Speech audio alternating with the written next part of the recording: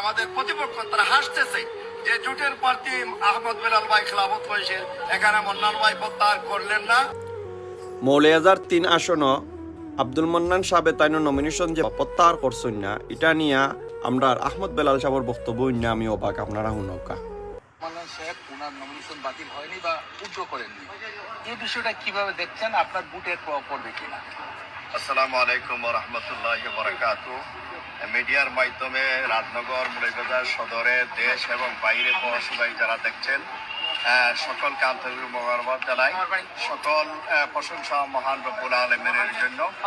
ভাই যেটি প্রশ্ন আমাকে আমার দল এবং জোটে আমাকে 10 দলীয় জোটের প্রার্থী ঘোষণা করেছে মিডিয়া এবং গোটা জাতি দেখেছে এবং আমাদের আব্দুল মান্নান ভাই অত্যন্ত কষ্ট করেছেন, কিন্তু ওনাকে কেন্দ্র থেকে তাই নিজের মুখে স্বীকার যে আব্দুল মান্নান সাহেব অনেক কষ্ট করছেন, তাই নিজের মুখে কিন্তু তাইনোর কষ্টর যে করছেন এটা কিন্তু স্বীকার, বাকি তার নৌকা হয়েছে প্রত্যাহার করার জন্য।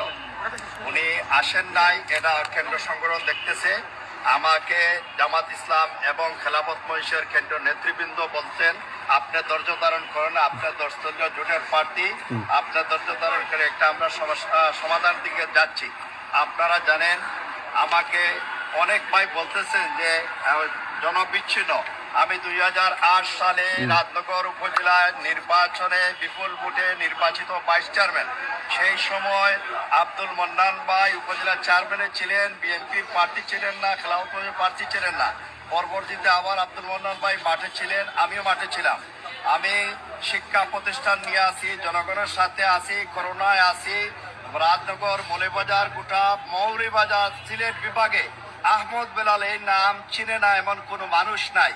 এখন আপনারা এই দুইজন মানুষের মাঝে খারে চিনেন, আহমেদ বেলালের চিনেন নিনা আব্দুল মান্নান সাহেবের চিনেন, দেখি আপনারা কমেন্ট করেন চান তো বুঝিলেই আমরা কমেন্টের মাধ্যমে দুইজনের মাঝে খার পরিস্থিতি বেশি। কেউ চোখ থাকা সত্ত্বেও অন্ধ হয়ে যায়, সেটা আমার এবং আমার রাজনগর মৌলভীবাজার মানুষের বলার কোনো প্রশ্ন ওঠে না।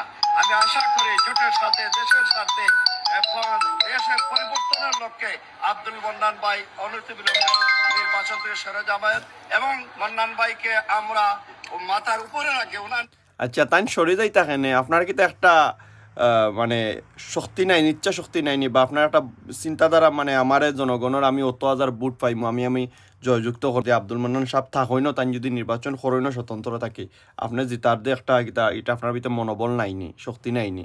আপনি একজন প্রার্থী, আপনি কোন বুটের আশায় তা আপনি চাইরা যে মানে কেরেঙ্গি লাগাইয়া মানে জামাতর বুটগুলা আপনার